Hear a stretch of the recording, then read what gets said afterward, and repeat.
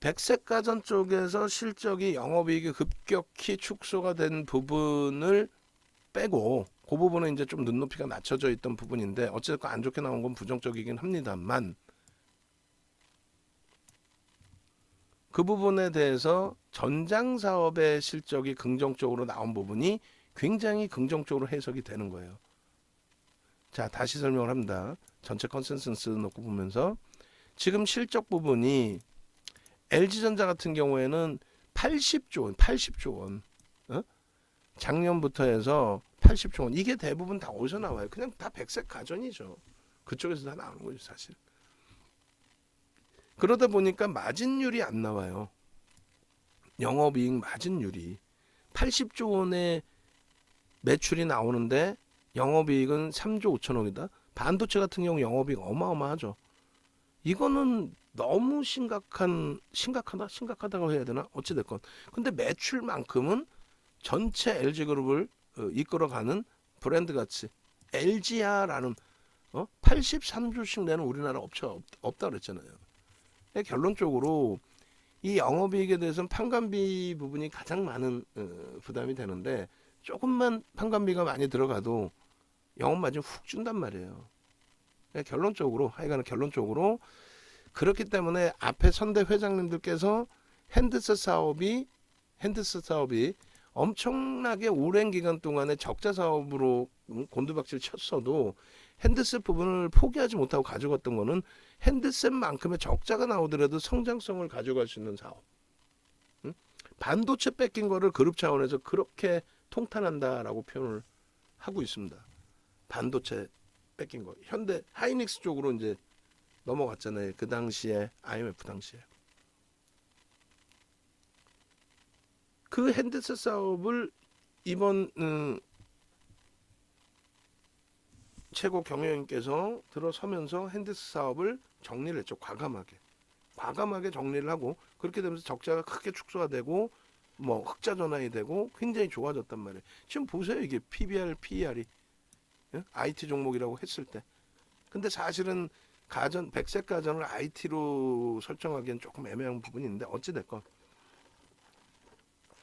결론적으로는 어떻게 돼요? 결론적으로는 지금 전장에 모든 것을 다 걸어놨단 말이에요. 그러니까 이번에 뭐 2차 전지 확대되고 이런 정도 수준이 아니고 그렇게 단순한 논리가 아니고 2017년도에 이미 오스트리아 업체를 인수를 합니다. 1조를 주고 인수해요. 그 당시는 1조면 굉장히 컸어요. 또 LG 전자의 기준에서. 1조를 주고 인수를 합니다. 그때 이제 시장에서는 많은 이야기가 있었죠. 그런데 뭐 당장 뭐 어마어마한 결과물이 나올 것처럼 얘기했지만 그렇지는 않고요. 1조짜리 업체가 영업이익 1,000억을 낸다라고 한다면 그걸 왜 팔겠어요? 말도 안 되는 내용이지. 응? 그잖아요. 1조짜리 업체가 1,000억을 영업이익을 낸다면 왜 팔겠냐고. 근데 이제 그쪽을 가지고 옴으로써 전장 사업 부분을 전체적으로 확장하겠다라는 의지를 표출을 했고 그 전장 사업 부분에 대한 성장성에 대해서 그룹 차원에서도 집중적으로 그렇게 되면서 이제 LG전자, LG이노텍, LG화학까지도 또 LG에너지솔루션까지도 전체적으로 하나의 묶음으로 그렇게 되면서 이제 애플카 이야기가 나올 때 현대차도 들썩였지만 LG전자냐, LG그룹이냐, 현대그룹이냐, 현대차그룹이냐 그 말이 많았었죠. 근데 실질적으로 무게감이 사실은 LG전자 쪽의 무게감이 조금 더 실려 있어요. 애플카 관련해. 예? 그래서 그 부분의 이슈 때문에 이제 뭐 지난해에도 한번 반짝반짝한 적은 있는데 얼마 전에 그 이슈 불거지고 해프닝이다 해서 또 밀리고 했었는데 그때 해석해 드릴 때 아니 노출돼 있고 아는 내용에 대해서 무슨 뭐 그것이 뭐 이 큰 시가총액 15조짜리 종목에 소형 잡주가 움직이는 그런 흐름은 아니다. 그렇기 때문에 노출돼 있던 내용에 대해서 아마 요때 당시일 것 같아요. 예, 이때 당시에 제차 이제 애플 자율주행 얘기 나오고 뭐 해프닝입니다 얘기 나오고 뭐 어쩌고저쩌고 했을 때 에이 그거는 크게 우려할 바는 아니다라는 표현을 드렸습니다. 예, 결론적으로 LG전자 같은 경우에 이쪽도 지금 누적적인 개인 수급이 일부 개선되고 있다라는 거예요. 그러니까 어떤 종목이든 하이닉스도 마찬가지로 수급이 개선돼야 돼요. 근데 이제 차이점 부분을 조금씩만 말씀을 드리면 예를 들어서 얘도 이제 뭐 그 대주주 지분하고 외국인 지분이 높은데 예를 들면 보세요. 삼성전자의 외국인 지분 얼마? 49.91. 대주주 33.47. 어? 그리고 SK 하이닉스의 외국인 지분 얼마? 49.86. LG화학의 외국인 지분 얼마? 48.19. 얘네들은 더 이상 뭐 외국인 지분이나 유통 물량에 대해서 얘기할 필요가 없어. 그리고 무슨 뭐 말 같지도 않은 매물벽이 어디 있네, 지지 라인이 어디 있네, 말 같지도 않은 소리예요. 기관 투자자들이 분석 내용을, 종목 분석 내용을 기술적 분석을 해서 내놓는 경우가 있나요? 거의 없죠. 없어요. 자기들이 수급의 주체인데 뭔 소리 하는 거야. 오늘같이 좋은 날에도 어떤 특정 창고 한 군데서 나 오늘 자금 집행이 아니라 나 오늘 같은 날 팔아버릴래 하고 어느 특정 창고에서 지금 한 5만 주 정도 LG화학을 매도하고 있으면 얘가 오르겠어요? 그러니까 그 수급 논리는 누구도 알 수 없단 말이에요. 그러니까 기술적인 수급 분석은 하지 않아요. 다만 우리가 놓고 볼 때 지금 나와 있는 내용들이 그 내용들이 메이저들이 해석할 때는 어떤 내용이 될 수 있겠느냐 그걸 좀 놓고 보는 거죠. 그래서 엄청난 매집이 들어온다 그 흐름이 아니라 추세 정도만 바뀌어도 이 정도의 추세만 바뀌어도 주가 흐름은 굉장히 가벼워진다는 거죠. 이거 매수가 얼마나 들어왔겠어 솔직히 얘기하면. 그죠? 그래서 이런 종목은 순매수로 보는 게 아니라 매수와 매도를 같이 봅니다. 방 안에 계시면 이제 이런 걸 하나하나 배우실 거예요. 실질적인 실전의 내용을. 순매수로 이렇게 보는 게 아니고 당연히 순매수 중요하죠. 다만 매도와 매수의 기준까지 보는 거예요. 그러면 개인 종목군하고는 완전히 다릅니다. 무슨 얘기냐면은 관여도가 외국인 기관의 관여도가 굉장히 높아요.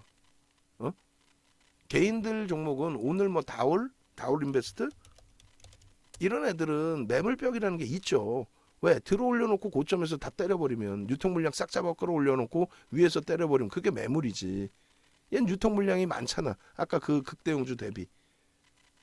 근데 보면은 이런 거래량이 터지는 날도 선방은 프로그램을 통한 외국인들 기계적인 액티브 펀드에서 들어오는 매매 340만 주가 선방을 날려줬다 할지라도 그러니까 선행의 기준에 앞 기준에 뭐 분봉해서 뭐 주요한 구간을 위로 쳐 올려줬다 할지라도 나머지 거래량의 대부분 뭐 개인들이죠. 외국인들 기관들의 관여도가 변동이 아무리 크게 나와봐야 관여도가 뭐 5%? 5, 6에 30, 300만 주 5%? 6%가 안 되죠. 10%도 안 되죠. LG전자는요. 나머지 대형주들은 관여도가 여러분들이 순매수만 놓고 보니까 모르는 거야 그거를. 매도와 매수로 보면은 관여도가 매도할 때도 주가가 꼬꾸라질 때도 마찬가지고 꼬꾸라질 때도 개인들의 비중이 45만 주에서 뭐 70%? 외국인 기관들은요 13만 주, 14만 주? 14만 주라고 잡고 14만 주면 30%? 30%가 비중을 차지하고 있단 말이에요. 개인들은 뭐 놀래가지고 이게 뭐 집어 던지고 해봐야 그건 추세적인 매매 영향을 못 미쳐 개별 종목처럼. 결론은요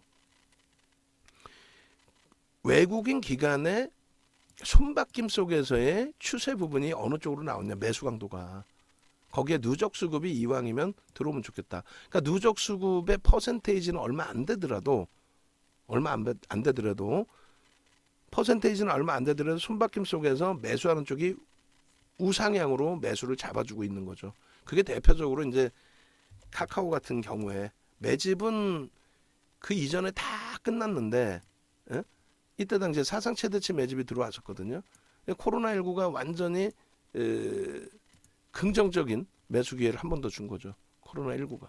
이렇게 움직이던 종목이 코로나19 때 잠시 휘청된 거죠. 이렇게. 이게 우리 종목의 뭐 하나솔루션, 현대로템 지금 탄력적으로 다시 움직임 주고 있는 현대두산 인프라코어 같은 종목이라고 보셔도 돼요. 시장 영향에 말 같지도 않은 조정, 매집은 충분히 돼 있고 사상 최대치 매집이 돼 있는데 이렇게 꺾여져 버리는 흐름. 결국은 어떻게 돼? 이런 종목이 급격하게 돌려서 V장으로 그 이상으로 이 시세는 상상을 초월하는 상상을 초월하는 수급 범위 이 상태에서 이 상태에서 힘들어요 하고 있다가 결국은 이러한 수익 범위. 이게 수급 논리인데 수급이 개인들이 물량을 떠안데도 주가가 올라가요. 개인들이 뭐 흥분해서 올렸을까? 그런 기준도 있지만 그렇다고 시가총액 얘를 3위까지 들어 올리는데 개인들이 다 3위까지 들어 올렸을까? 그건 아니죠. 손바뀜의 기준이죠. 그래서 매수와 매도의 기준에서 어느 쪽의 매수 강도가 강하느냐. 또 하나의 예를 들어드리면 2005년부터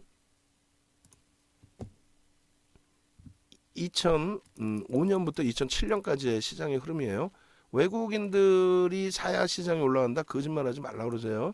2005년부터 2007년까지의 폭발적인 시장이 나올 때 이때 외국인들은 얼마 66조를 내다 팔았습니다. 57조를 내다 팔았습니다. 57조를 내다 파는데 시장은 초강세죠. 왜? 기관들의 주식형 펀드 스택 잔고가 66조 증가하고요.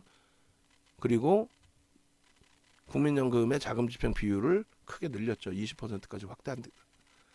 결론은 거래량 필요 없다 그랬어요. 거래 대금이 이때도 거래 대금이 수반되면서 올라가죠. 거래량은 밋밋하잖아. 5MA, 20MA 넘기는 거고.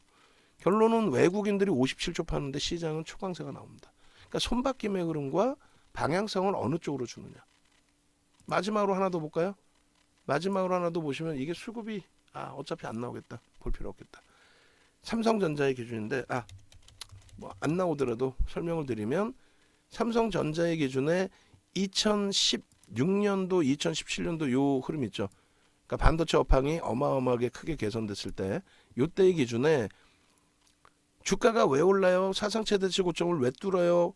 라고 했을 때 실적은 아직까지 개선되어 있지 않을 때예요. 그러니까 2013년도 사상 최대치 고점 찍을 때가 실적이 36조 7천억. 36조 7천억이었고 요때 고점 찍을 때 36조 7천억이었고 이 고점을 2016년도에 넘깁니다. 넘기는데 이 당시 기준의 주가가 고점을 넘겨요. 분명히 넘깁니다. 그죠? 넘기는데 문제는 뭐냐면 왜 오르느냐. 그러면은 사람들이 이야기하는 게 실적 개선이요 이렇게 얘기합니다. 그 실적 개선은 맞아. 그럼 사상 최대치 고점을 넘길 실적을 개선시켰느냐? 아니죠. 왜? 36조 7천억 여기는요 30조를 못 넘깁니다. 예상치가 30조였는데 예상치가 30조였는데 이 밑에 막 음봉 떨어진 거 있죠. 갤럭시 노트 7이 저 당시에 배터리 문제로 전부 전량 폐기가 됩니다. 그래서 음봉이 저렇게 떨어진 거예요. 상상을 초월하는 음봉. 감당하겠어요? 감당 못할 음봉입니다. 저거. 그려드려요? 응? 뭘 알아야 LG전자도 뭐 편입을 하든 뭘 하든 하죠. 응? 자, 이런 음봉이에요. 이걸 감당할 수 있다고? 못하죠. 삼성전자의 양봉의 크기가 얼마였는데 이따만한 음봉이 하나씩 떨어지면 감당되신다고? 에이 거짓말쟁이들. 감당 안 돼요 이거. 다 털리지. 근데 이 당시에 고점을 넘길 때 뭐라고 얘기를 하냐면 이거 고점 왜 넘겨요? 그러면 실적 얘기를 해요. 영업이익은 분명히 여기가 36조 7천억이고 여기는 30조가 안 돼. 전망치도 30조가 채 안 돼요. 그럼 왜 올랐느냐 했을 때 결국은 인플레이션 효과 부분이거든요. 화폐 가치가 훼손된 부분. 그리고 두 번째는요. 수급 얘기를 우리가 했죠. 수급 부분이 왜 오르느냐 그러면은 외국인이 때려 샀대. 이런 거짓말쟁이들 확 그냥 막 그냥 외국인들 매도. 그러면 뭐 손바퀴 아까 교육받았으니까 기관이 샀겠네. 기관 매도. 외국인 기관 매도. 농담이 아니라 2014년 12월부터 정부의 정책, 주주환원 정책, 세수 확대의 정책에 의해서 삼성전자가 배당을 좀 늘리고 그리고 주주환원 정책으로 자사주 매입을 합니다. 왜? 경영권 승계 작업을 해야 되니까. 인적 분할하게 되면은 인적 분할의 자사주가 전부 홀딩스의 의결권으로 형성이 되니까. 그래서 때려 삽니다. 이때부터 얼마를 사냐면 14%, 14%는 채 안 됐겠죠. 기존 자사주가 있었으니까. 자사주가 때려 사는데 자사주 매입하면 주가가 올라가느냐? 그건 아니고요. 자사주가 매입한다고 주가가 올라가는 건 아닌데 결론적으로 자사주 매입이 윗방향으로 매수할 수 있게끔 시장도 좋았고 업황도 좋았고 외국인들도 매도하는 쪽은 매도. 주가 좀 밀리면 밑에 다시 매수. 그리고 또 자사주가 매수해 주니까 그때 한번 또 정리. 그렇게 되면서 누적적으로는 외국인도 팔고 기관도 팔고 개인도 팔고 자사주만 매수. 그런데 시장에서는 외국인이 샀대. 산 적이 없는데. 나중에 시간 될 때 그 자료들을 다 보여드릴 거예요. 그걸 다 기억하고 있는 건 우리 주력주가 2015년 이후 2016년부터 삼성전자, 그리고 17년도 9월 10월에 전략 매도, 그리고 19년도 12월에 재편입, 20년도 1월 전략 매도, 그리고 20년도 6월 7월 8월부터 재편입, 20년도 8월부터 재편입, 그리고 지금까지 주력주로 보고 있는 거예요. 지금 뭐 고점 대비 꺾여 있어도. 그래서 LG전자 부분도 결론적으로 누적 수급 범위가 이왕이면 더 들어와 줘야죠. 2020년도 올라오고 또 이렇게 오버슈팅 나올 때 흐름, 이런 거래 대금. 그래서 수급 범위가 좀 더 들어와 주고 거래 대금만 터져 주면 이런 흐름까지는 아니더라도 추세 강화를 볼 수 있다. 원체 저평가 상태다. 매출에 대한 내용들, 이런 내용 대비해서 원체 저평가 상태이고, 그리고 중요한 부분은 전장 쪽의 가시적인 성과 부분. 그러니까 매번 말씀드렸어요. 그리고 금요일 날 학생제 TV에서도 말씀을 드렸습니다. 뭐라고? LG전자가 시간에서 1% 조정을 받았는데 만에 하나 그 부분에 대해서 혼란스러우신 분들 계시면 야간 교육 방송 들어오십시오라고. 그리고 야간 교육 방송에서도 말씀드렸던 게 이 1.1% 빠졌거든요. 그죠? 1.1% 시간외에서. 근데 이게 그 평상시 변동폭보다 큰 거잖아요. 그리고 거래량도 어느 정도 실려 있고. 결론적으로는 실적은 부정적으로 나왔지만 전장 사업에 대한 그 해석은 부정적이지 않다.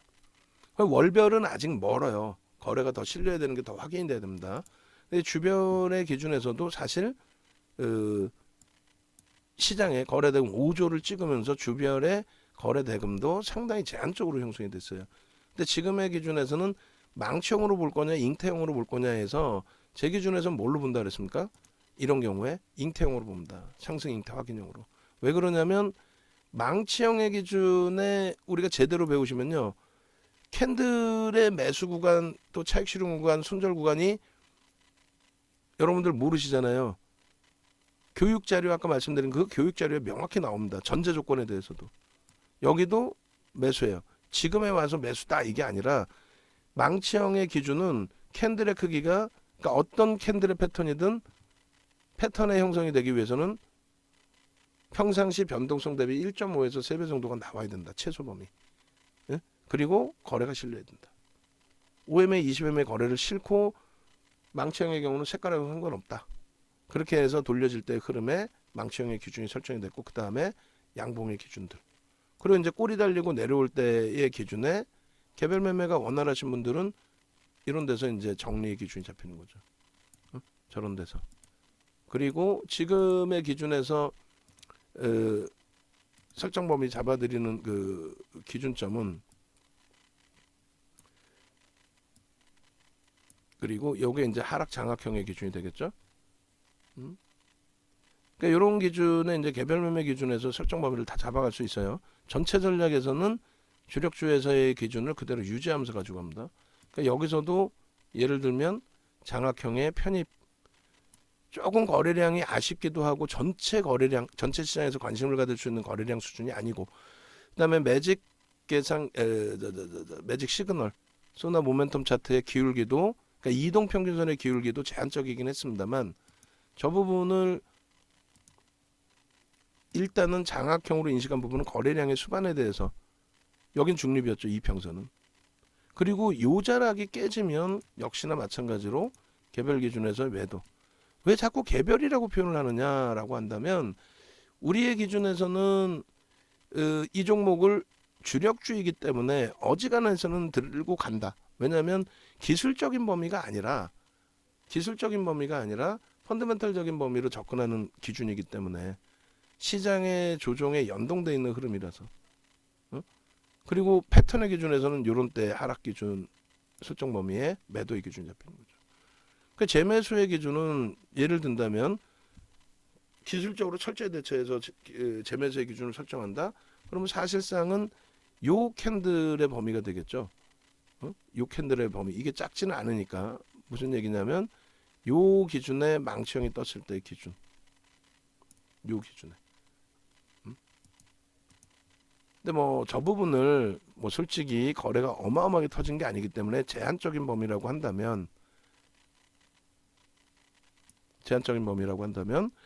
잉태 확인형의 기준, 망치형의 기준은 우리가 편입 그 설정 범위를 직전 캔들의 최고점, 몸통 그리고 최고점까지를 설정 범위로 잡습니다. 편입의 설정 범위를. 상승 잉태 확인형은 여기에 뭐 꼬리가 달리든 몸통이 형성되든 여기까지의 범위를 전부 매수 구간으로 다음 주간에서도 설정 범위를 그렇게 가지고 갑니다. 그래서 지금 현재 기준은 상승 장악 확인형으로 일단 설정을 상승 잉태 확인형으로 설정 범위를 잡는 거고, 그리고 제일 중요한 기준은 여기서 거래량이 터져줘야 돼요. 이왕이면 막 이렇게 터져주길 원하는데 최소 범위는 5MA, 20MA를 넘겨줘야 추세 강화가 연동이 된다. 2차 전지나 뭐 다른 종목군들 갖고 계신 분들의 정리 부분을 설정해서 말씀드린 이유 중에 하나도 거래가 수반되느냐 거래대금이 수반되느냐의 그 기준이 신뢰도의 기준이 된다는 거예요. 우리가 LG전자가 아무리 윤정도가 좋게 얘기해도 거래가 수반되지 않는 흐름은 신뢰도를 부여할 수가 없습니다. 거래가 이렇게 수반이 돼도 시장 상황에 따라서는 무너져 내리는데, 여기 이제 시장 지수가 포함 안 돼 있지만은 아니 이렇게 거래가 실리고 올라가도 시장이 이탈되면은 붕괴가 되면 무너져 내리는데 자체적인 흐름이 있어도, 근데 그렇지도 않고 그냥 혼자만의 기준만 설정을 한다? 에이, 감당 안 되죠. 결론적으로 주봉 기준에서 LG전자의 두 가지 그림을 같이 그릴 거예요. LG전자에. 그래서 첫 번째 그림은 이렇게 그림 그려드리는 거하고, 그 다음에 이제 그 수급 범위 기준 또 잡아서 드릴 겁니다. 저 당시 12월 달 말에도 좀 잡아드렸었어요. 근데 시장이 원체 이제 아랫방향으로 치닫다 보니까 어려웠던 부분이 있었고, 그리고 이 상태에서 다시 지우고 이렇게 시장의 영향, 시장이 무너지는 건 뭐 어떻게 속수무책이지. 그래서 이제 대형주의 경우는 저 변동률이 소형주 대비 그렇게 크지가 않습니다, 사실은. 그러다 보니까 이제 펀더멘탈을 보고 유지하는 그 기준도 설정을 하는 거고, 그리고 요 갭에 대한 목표 주가 설정 범위들 또 잡아드립니다. 그래서 여기가 이제 종가의 기준이 대략적으로 97,000원 정도 되네요. 97,000원. 그렇게 돼서 우리는 이 갭에 대한 목표 주가 설정 범위를 1차적으로 이제 저점과 고점의 기준을 잡습니다. 오늘 그 방송 원고에 LG전자를 가지고 나가게 된다라고 한다면 보고서 자료 나온 거 실적 이런 부분하고, 그 다음에 연구원분들은 LG전자 추가적으로 나온 보도 자료 다 떠다가 올려주세요. 연구원분들은 LG전자 소형주 잡주에서 어떤 히트 종목 안 만들어내도 되니까, 그거는 어차피 윤정도한테 배우러 온 연구원분들의 입장이라면은 실질적으로 고객분들의 계좌 관리가 어느 쪽에서 이끌어지는지를 보셔야 되고, 매출이 어디서 나오는지를 확인을 하셔야 되고, 어설픈 소형 잡주 가지고 오늘 같은 날 뭐 예를 들면 종목이 너무 없다면 어쩔 수 없이 키다리 스튜디오 얘기하겠지만 거래 대금도 없잖아요. 7% 움직이면 뭐예요? 거래 대금도 없는데 물량 한 뭐 몇만 주 훅 하고 밀릴 텐데 그런 거 의미가 없다는 말이에요. 대형주에서 얘기할 목소리를 키울 수 있는 상황이 된다면 그 대형주의 추세 강화에 대한 이유 부분에 대해서 신뢰도를 높일 수 있는 거는 누구예요? 기관 투자자의 보고서 내용이죠. 그 보고서 내용들을 잡아가야죠. 가지고 가야죠. 응?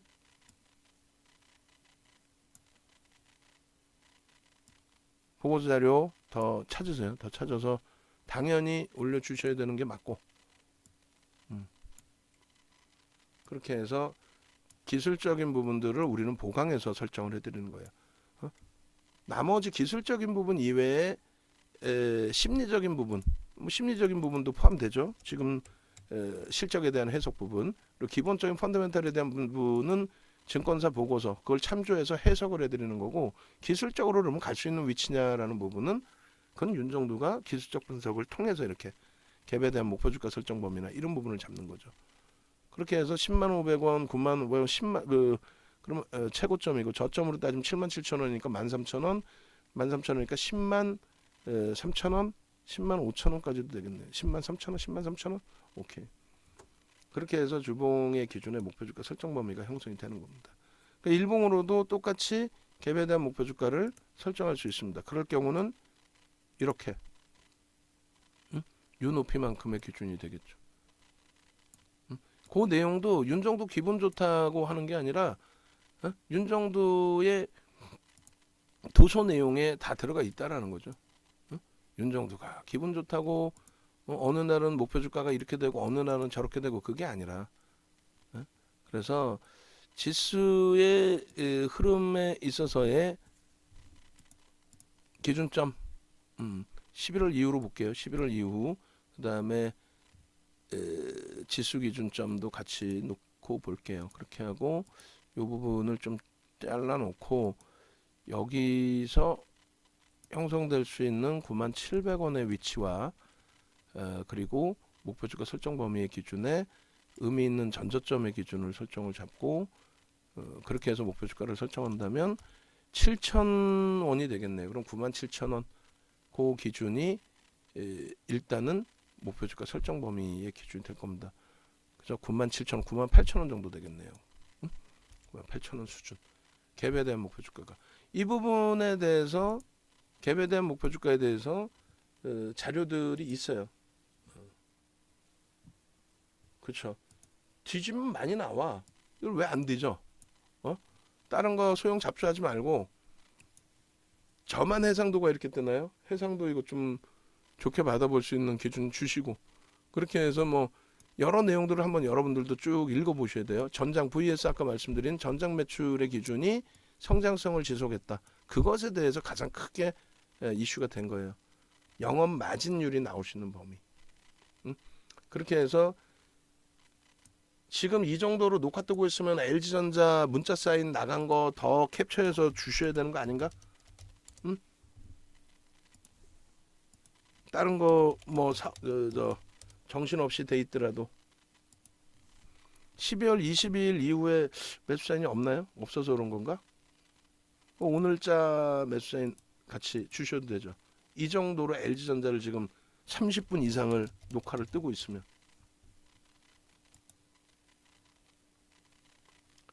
LG전자 부분의 문자 사인을 제가 확인해 보면은 오늘 개장 초에 93,500원 그다음 포트 비중에 대한 내용 12월 28일 날 12월 28일 날 89,500원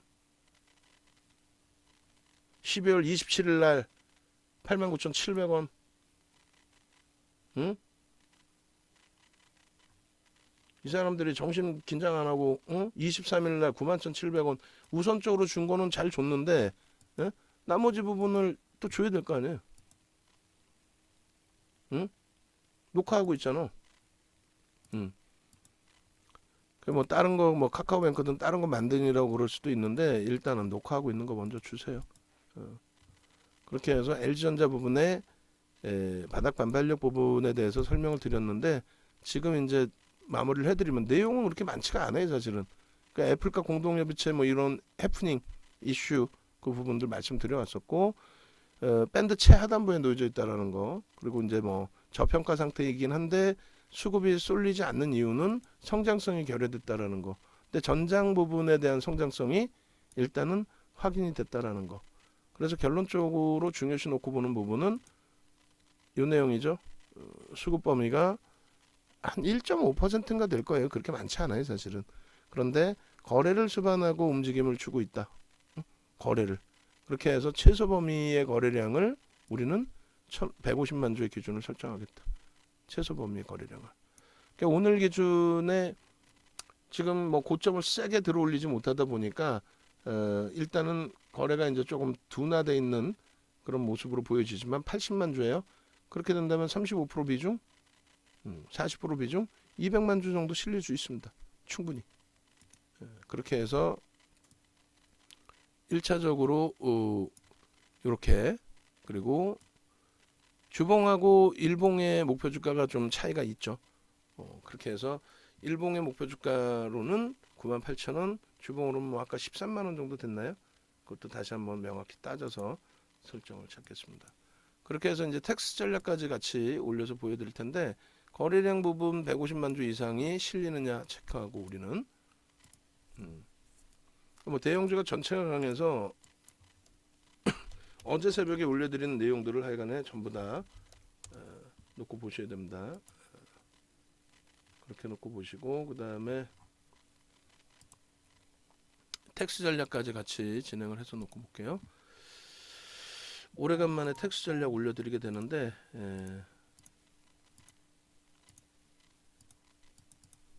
22년 8월 달 텍스 전략이 있네요. 세상에. 22년 8월. 그때가 10만 원이었어요. 22년 8월이. 그러면 잘 생각해 봅시다. 여러분들 계좌에 22년 8월 이후에 종목 가지고 오신 종목이 그나마 이렇게 원금 수준을 유지하고 있는 종목이 몇 개나 나올지에 대해서, 굉장히 중요한 내용이죠. 거의 없을걸요. 이래저래 엉뚱하게 매매 한번 잡아보려다가 오히려 손실폭만 키워놓으시고 대처가 안 되죠. LG전자 코드번호, 종목 코드번호 066570.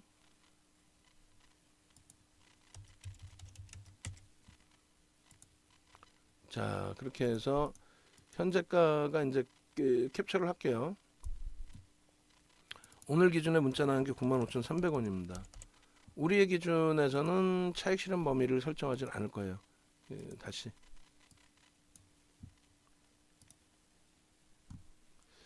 우리의 기준에서는 아이고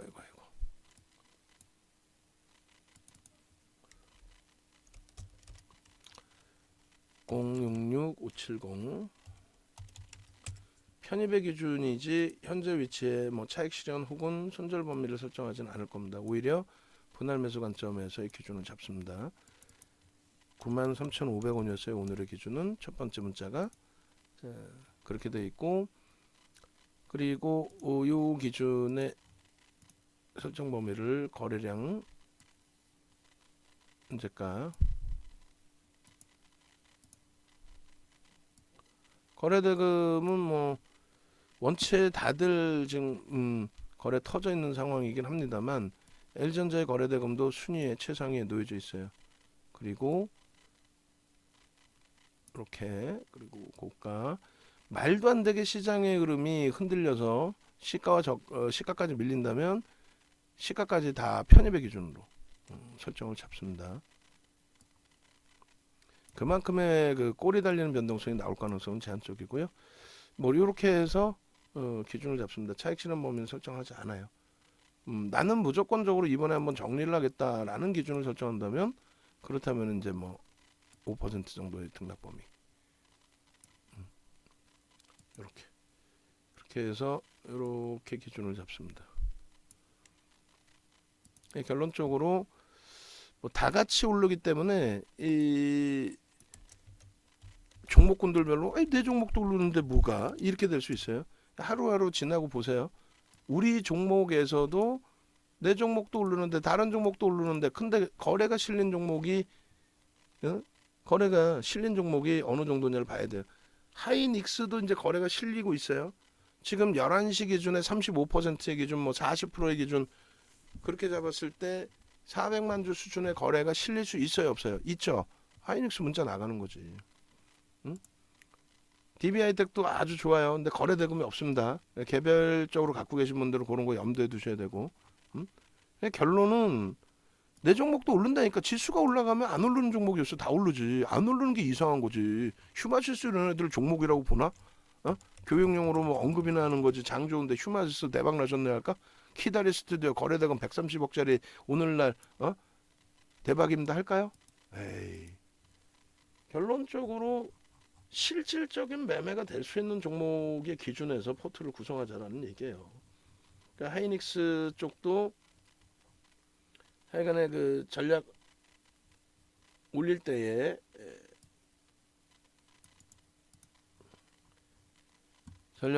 물어보세요. 그 연구원분한테. 연구원분도 모르시겠으면 보도자료 보고서 그 증권사 보고서 내용에서 액센트 줄 만한 내용을 갖다 쓰세요. 어? 하이닉스 뭐 LG전자 냉장고 신품 출시했네 이따구로 넣지 마 유튜브에 진짜. 어? 다른 분도 웃으실 수 있지만 그게 말이 되는 내용이냐고. LG전자 세탁기 TESS 모델 출시 그냥 막 그냥 진짜. 그렇게 해서 하이닉스 부분에 대해서 지금 85,300원의 기준에 왜 이렇게 늦게 주세요? 뭐 늦게 줘요? 거래가 수반된 이후의 흐름인 거죠. 이 부분도 VIP방 이상에만 발송을 합니다. 그렇게 해서 하이닉스 부분 거래가 수반되고 강세의 흐름으로 연출되고 있기 때문에 편입 설정이 가능한 거예요. 아시겠죠? 거래가 없이 움직이는 거는 어렵습니다. 그러니까 그 거래 기준을 명확하게 설정을 할 수 있어야 돼요.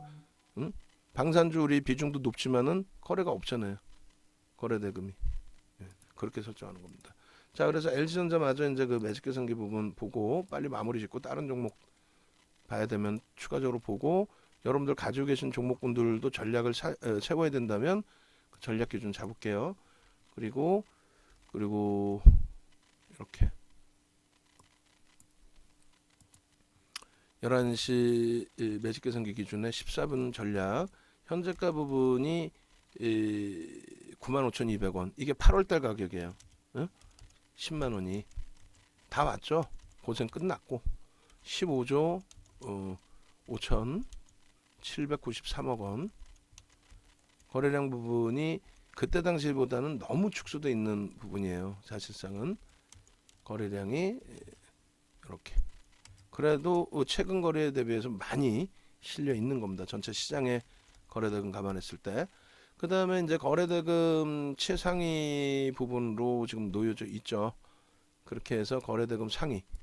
그 시장에서도 이것도 마찬가지예요. 그 바이럴 마케팅 지금 우리 쪽에서 하시는 분도 이런 부분도 이제 하나하나 같이 동반적으로 배우셔야 될 내용이에요. 거래량 이런 거 아무 의미 없어요. 거래 대금이 실려 있느냐. 그러니까 소형주 잡주들 가지고 이슈를 끌어내려고 해도 거래량이 아닌 피플바이어 거래량 500만 주뿐이 안 되잖아요. 거래 대금 최상이죠. 이런 게 중요하다는 거예요. 거래 대금이 많아야 많은 사람이 들어와서 들여다 본 거지. 거래량 같은 경우 1,000원짜리 1,000만 주 터져봐야 1,000억 분이 더 돼. 100억 분이 더 돼요. 그 1,000만 주의 의미가 없죠. 거기에 이제 뺑뺑이 돌리는 흐름들 의미 없습니다. 그런 거는. 그렇게 놓고 보시고 오늘 LG전자의 수급은 대차 공매 상환 부분도 분명히 있을 거예요. 그래서 프로그램 수급에 너무 이제 흥분할 건 아니고 다만 수급이 어찌됐건 개선되어 있다라는 쪽에 긍정적인 시각 당연히 가져가는 게 옳죠. 그렇게 해서 프로그램 순매수 기준 그리고 LG전자의 기준 순매수 6입니다. 현대차도 거래가 조금만 더 수반되면은 평상시 같으면 오늘 지금 매수가 나갑니다. 문자 사인이. 근데 원체 거래량이 터지면서 움직이는 우리 종목군들이 많기 때문에 그래서 제한적으로 드는 거예요. 그리고 여전히 2차전지 다시 한번 강조드리지만 2차전지 어때요?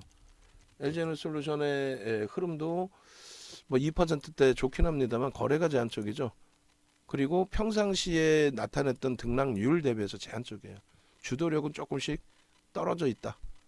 그렇게 해석해도 크게 무리는 없을 것 같습니다. 자, 그렇게 하고 텍스 전략 마저 쓰면은 프로그램 거래대금 그 순위가 얼마였죠? 깜빡하고 안 봤네. LG전자 거래대금 순위는 아직까지는 소형 잡주들이 위에 있는데 제가 볼 때는 지수가 2%예요. 크게 대밀리지 않는 한 니케이보다 월등히 강한 흐름을 나타내고 있죠.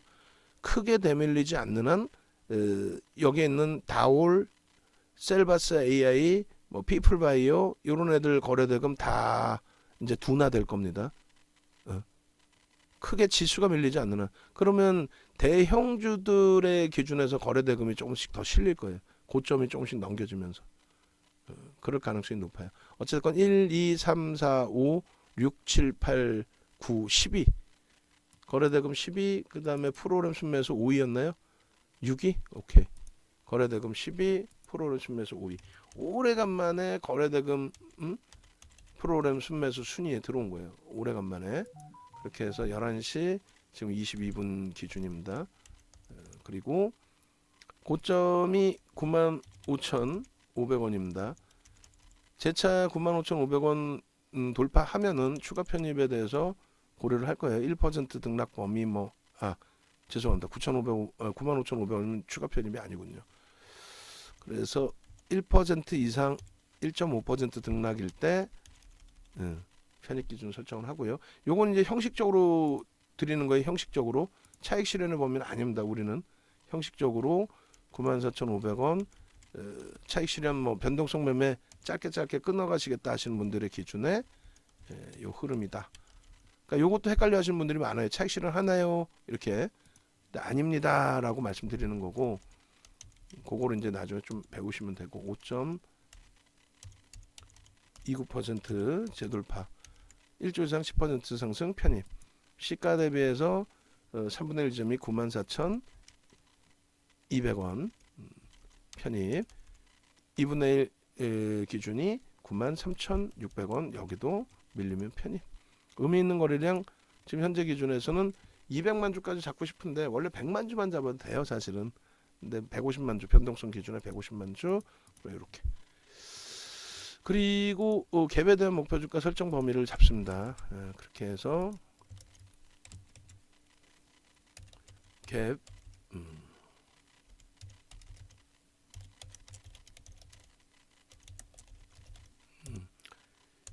일봉 기준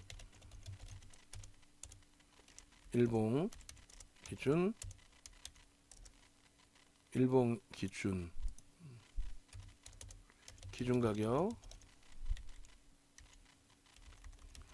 일봉 기준 가격 97,000원 아까 97,000원이었는데 전일 종가가 되는 거죠. 그러니까 그 금요일 종가 97,000원이 기준이 되고, 그 다음에 의미 있는 저점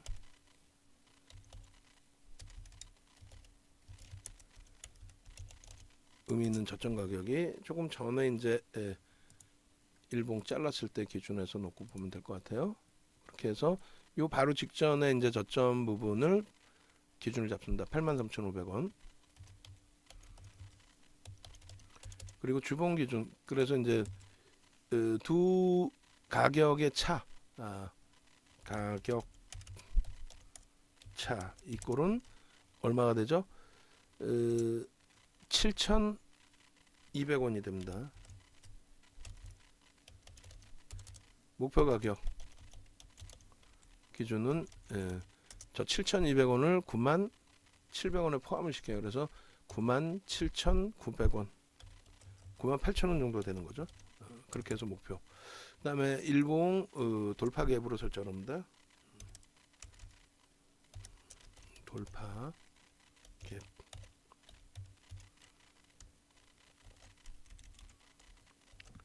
그 다음에 이제 주봉 기준을 설정을 하면 돼요. 그리고 이제 교육 자료도 간단하게만 보여드릴 겁니다. 주봉 기준에 갭에 대한 목표 주가가 있는 게 뭐가 있었죠? 종목? 혹시 기억나는 거 있으면 혹시 모니터링 하시는 분들 계시면 알려주세요. 갭에 대한 자료가 들어가 있는 종목. 내가 아니면 PPT를 좀 주시든가. 갭에 대한 PPT 보여드리고 넣어놓을 테니까. 주봉에서도 이제 바로 직전에 고점들을 돌파한 돌파 갭으로 설정을 합니다. 멀리서 보면 12월 달 고점도 있지만 일단 돌파 갭으로 설정을 하고 기준 가격은 97,000원이 똑같습니다.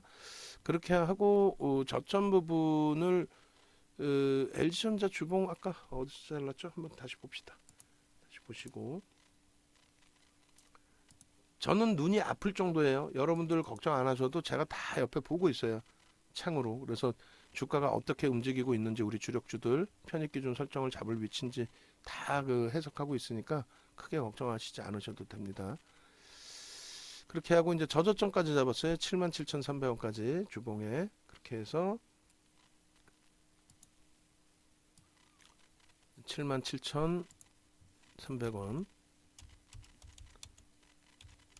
그렇게 되면은 이 갭차의 기준은 12,000, 13,700원이 되나요? 13,400원, 400원. 그렇게 해서 13,400원 플러스 97,700원이니까 목표 가격은 10만 끝에가 100원이고, 원래 이렇게까지 계산을 하지 않는데 일단은 오늘 첫 기준에서의 설정 범위니까 10만 3천 4,100원. 자, 이렇게 그렇게 해서 주봉의 돌파 갭의 목표 주가 설정 범위는 이렇게 설정이 된다. 여기까지. 이렇게 해서 이제 LG전자의 전략 부분은 올려드린 겁니다. 그러니까 외부에 계신 분들은 사실상 이 동영상이 50분이 넘는데 이걸 다 보시는 분들도 계시고, 그렇지 않고 뭐 대처하시는 분들도 계시고, 신뢰도를 가지고 문자 사인 왔어? 매수의 기준이야? 뭐 이렇게. 하여간에 결론적으로 오늘 전체 우리 주력주들의 흐름이 긍정적이어서 너무 행복합니다. 그래서 일단은 22년도 하반기 기준에서의 계좌 수익이 13.6까지 크게 확대되고 있다라는 거. 그리고 이제 4분기 포트 계좌도 뭐 플러스. 근데 여기에는 이제 그 직접적인 매매 기준이 제외되어 있는 상태 기준이죠. 올해 1월의 기준에서는 아직 시장 수익률에는 못 미칩니다만 우려했던 그런 흐름들은 해소가 되고 있어요. 현대 로템도 그렇고 현대 두산 인프라코어도 오늘은 아직까지는 거래가 제한적이고 일부 소외되어 있는 것 같지만 그렇다 손 치더라도 뭐 현대 두산 인프라코어는 뭐 거래 프로그램 수급 들어오면서의 점진적인 가격 반발력 너무 좋고요. 그 다음에 SM도 거래량이 좀 아쉽고 포스코 케미칼도 아쉽습니다만 주력 제 종목과 20% 비중의 종목에서 또 현대로템은 얼마든지 자 비중 없으신 분들만 채워놓으시면 되겠습니다. 자 마무리합니다. 그래서 결론은 오세요. 빨리 네이버에서 윤정도 검색하셔서 찾아오시고, 그리고 그 정회원님들은 말씀드린 것처럼 이 자료들을 전부 여러분들이 무료로 달라고 하세요. 우리 연구원분들은 무조건적으로 저 자료들, 특히 신규 가입하신 분들은 다 드리세요. 그리고 왜 자료를 안 줘? 넘겨드리세요. 연구원분들은 뿌릴 의향이 있다고 하니. 그리고 윤정도 상품이 아니더라도 다른 상품 홈페이지에서 다른 상품 가입하신 분들도 달라고 하세요. 다 드릴 테니까. 뭐 박영훈 대표님, 이재선 대표님, 뭐 김동훈 대표님, 이시우 대표님, 어느 분 걸 가입해도 다 드릴 테니까. 공부하신다는데 왜 안 드려? 올해 교육 시작하면은 할인 없어요. 미리 다 챙겨서 가져가십시오. 올려드리겠습니다.